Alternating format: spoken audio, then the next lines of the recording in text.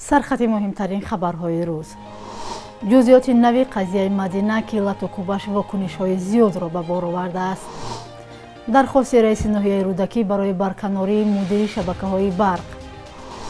Расонаҳо Бозори Баракатро қасдан оташ задаанд.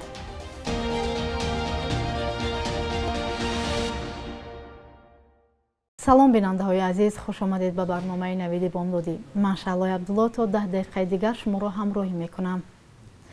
вокунишҳо ба латукуби Мадина Мамаҷонова то ҳол идома дорад. баъди ҷаласаи махсуси раиси шаҳри Душанбе, шоми дирӯз додситони кулли Тоҷикистон ҷузъиёти парванда алайҳи ду нафареро шаҳр дод, ки дар латукуб ва азияти Мадина Мамаҷонова гумонбар ҳастанд.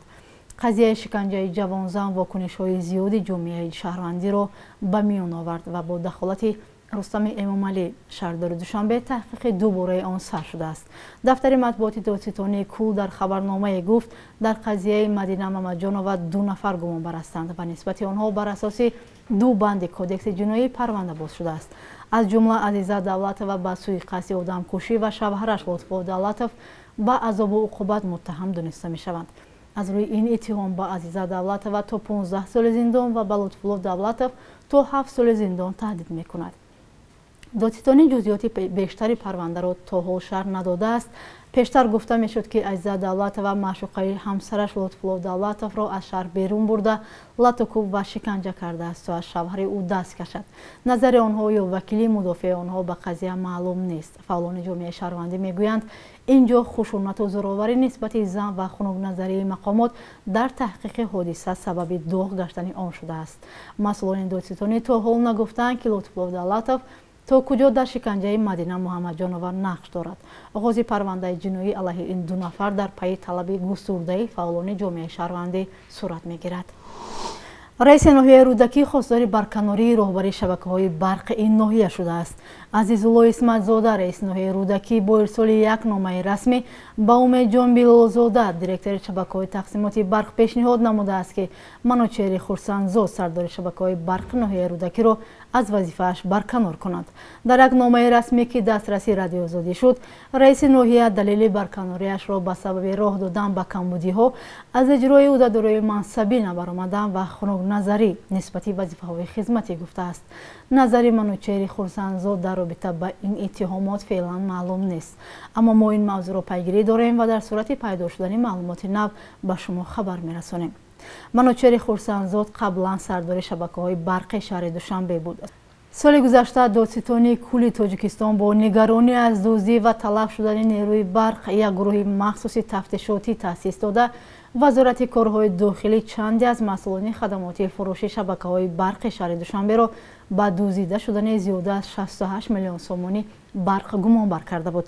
муфаттишон аз амали як гурӯҳи ҷиноӣ хабар дода буданд, ки дар он номи Манучер Хурсанзод сардори он вақтаи шабакаҳои барқи Душанбе дохил шуда буд, ки ӯро бо роҳи тасарруф ва бо тарифҳои паст фурӯхтани барқ маблағҳои ҳангуфте ба даст оварда буданд. зимнан дар ноҳияи Файзобод тафтиши сими барқ сабаби табарзанӣ ба вакил шудааст. як сокини ноҳияи Файзобод, ки вакили деҳаро барои овардани масъулони хадамоти оташнишонӣ ба манзили зисташ бо табар зада буд, бо гумони қасди куштор боздошт шудааст. рӯзи 24 октябр Нуриддин Камолов, сокини деҳаи Офтобрӯяи ҷамоати Бӯстони ноҳияи Файзобод, ба Қурбонали Давлатов, вакили ин деҳа, барои ҳамроҳии маъмурони хадамоти оташнишонии ноҳия, ки дар манзили зисти ӯ истифодаи ғайриқонунии нерӯи барқ бо асбобҳои худсохтро ошкор карданд, бо табар ҳамла кардааст. дар пайи ҳамла вакили деҳа аз гарданаш захм бардошта дасташ шикастааст. ҳоло ӯ дар беморхона бистарӣ аст ва дар додситонии ноҳияи Файзобод гуфтанд, ки нисбат ба ин ҳодиса бо моддаи сӯйқасди одамкушӣ парвандаи ҷиноятӣ боз карданд ва Нуриддин Камолов дар ҳабси пешакӣ қарор дорад. Шарофиддин Давлатов, писари вакили деҳа, дар суҳбат бо радиозодӣ гуфт, дасти шикастаи падарашро бастанд ва нисбат ба чанд рӯз пеш вазъаш беҳтар шудааст. дар ҳамин ҳол наздикони Нуриддин Камолов аз суҳбат бо радиозодӣ худдорӣ карданд ва нагуфтанд, ки ӯ дар кадом ҳолат вакили деҳа ҳамла кардааст. ҳанӯз ин сокини боздоштшуда адвокат барои дифоъ аз худ надорад. агентияи обу ҳавошиносии тоҷикистон хабар медиҳад ки рӯзҳои 4 ва 5 ноябри соли ҷорӣ дар ҷумҳурӣ ҳарорати ҳаво якбора тағйир меёбад. Ба иттилои ин ниҳод рӯзи 5 ноябр дар баъзе ноҳияҳо ба истисно аз вилояти суғд борони бошиддат ба амал омада ба эҳтимоли зиёд туман мефарояд. дар ҳамин ҳол дар ҷумҳурии Туркия баъди 8 моҳи хушксолӣ деҳқонон фалокатро пешгӯӣ карданд. онҳо зарари ҳосилро 80 ё 90% ҳисоб намуданд. чӣ гуна? тафсилотро дар гузориш ҳамроҳ мебинем. ҳафтаи гузашта дар 8 моҳи охир бори аввал дар заминҳои деҳқонии Бикар-Ичле воқеъ дар ҷанубу шарқи Туркия борон борид. ин кишоварз ва ҳампешагони ӯ аллакай хисороти хушксолиро ҳисоб мекунанд ки ба гуфтаи онҳо бинобар тағйирёбии иқлим ба амал омадааст. Ичли аз сабаби хушк шудани замин гандум кошта натавонист. Вай метарсад ки агар дар ҳафтаҳои оянда борон наборад, барои кишт дер мешавад. соли гузашта мо 21 тонна гандум ҳосил гирифтем. имсол бошад ҳамагӣ 1420 кило гандум ва тухмӣ гирифтем.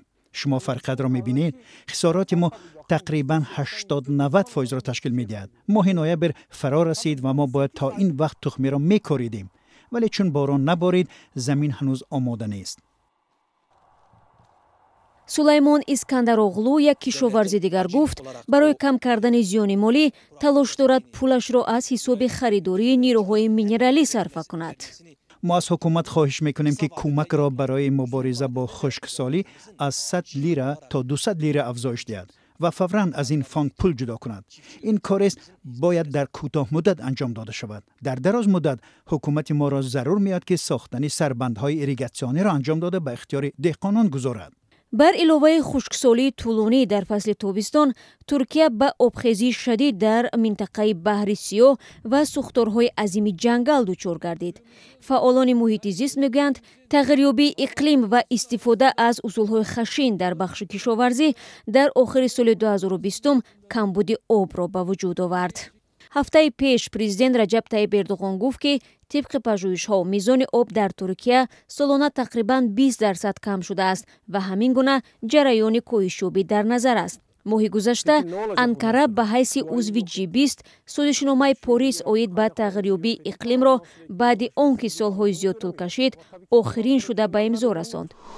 як гурӯҳи созмонёфтаи корӣ ки омилҳои асосии сар задани сӯхторро дар бозори баракатӣ вилояти суғд меомӯзанд, гуфтанд ба эҳтимоли зиёд он қасдан оташ зада шудааст. хабаргузори Азия плюс аз қавли манбаъҳои худ аз гурӯҳи кории созмонёфтаи раисати хадамоти оташнишонии суғд хабар медиҳад ки бозори баракатро қасдан оташ задаанд ва зиёни молии пешакӣ тахминан 760 000 сомониро ташкил медиҳад. маълумот дар ин бора ба ҳукумати вилоят пешниҳод шудааст. яке аз аъзоёни гурӯҳ хабар додааст ки гурӯҳи корӣ таҳқиқро аз рӯи фарзияи қасдан оташ задан, расиши кӯтоҳ, беэҳтиётии кашидани сигор оғоз карда буд. аммо ҳоло 99 сабаби сӯхтори бозори баракатро қасдан оташ задан хулоса кардем ва эҳтимол ҳамин сабаби ниҳоӣ мешавад. бахши як рӯзи таърихро дар таҳияи ҳамкорам Хиромон Бахозода мебинем ки аз муҳимтарин таҳаввулоти таърихӣ барои имрӯз бехабар намонем.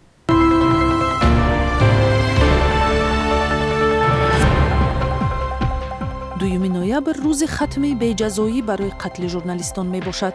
Дар Тоҷикистон солҳои ҷанги шаҳрвандӣ дасти кам 74 журналист ва бисёрашон барои иҷрои фаъолиятҳои касбӣ кушта шуданд ва танҳо чанд парванда то охир таҳқиқ ва омилон ба ҷавобгарӣ кашида шуданд. муҳаққиқони матбуоти Тоҷикистон мегӯянд, мавзӯи қатлу куштори журналистон ки рисолаташон ба мардум расонидани ҳақиқати таҳаввулоти сиёсиву иҷтимоии кишвар аст, пурраву ҳамаҷониба таҳқиқ нашудааст. 2 ноябри соли 2016 парлумон ба 2 қонун дар бораи хизмати давлатӣ ва дар бораи мақомоти амнияти миллии Тоҷикистон тағйирот ворид карда ба шахсони дорои душаҳрвандӣ кор дар ин сохторҳоро манъ кард. дар солҳои истиқлолият дар ин сохторҳо бархи хизматчиёни давлатӣ ва ҳам ходимони ҳифзи қонун баробар бо шиносномаи Тоҷикистон шаҳрванди Русия шуданд. ташаббускорони маҳдудият дар қонун гуфтанд, масъулияти касбӣ ва ҳам садоқати хидматчиёнро ба давлату ватан боло мебарад. аз 2 ноябри соли 2017 дар Тоҷикистон маҳдудият дар фурӯш ва истеъмоли сигору тамоку ҷорӣ шуд. аз ҷумла фурӯши сигор дар назди муассисаҳои таълимӣ, фарҳангиву динӣ ва меҳмонхонаҳо манъ гардид. созмони ҷаҳонии тандурустӣ ки аз ин қарор истиқбол кард гуфт тоҷикистон бояд сигаркашӣ дар тамоми маконҳои ҷамъиятиро манъ кунад. омори расмӣ ҳисоб кардааст ки дар тоҷикистон 500,000 нафар ва аз онҳо 78% мардуму 10% занон сигаркаш мебошанд. бонки миллӣ қурби долларро барои $100 1125 сомониву 80 дирам муқаррар кардааст. 1000 рубли русиро метавонед дар бонкҳои кишвар ба 158 сомониву 30 дирам иваз намоед.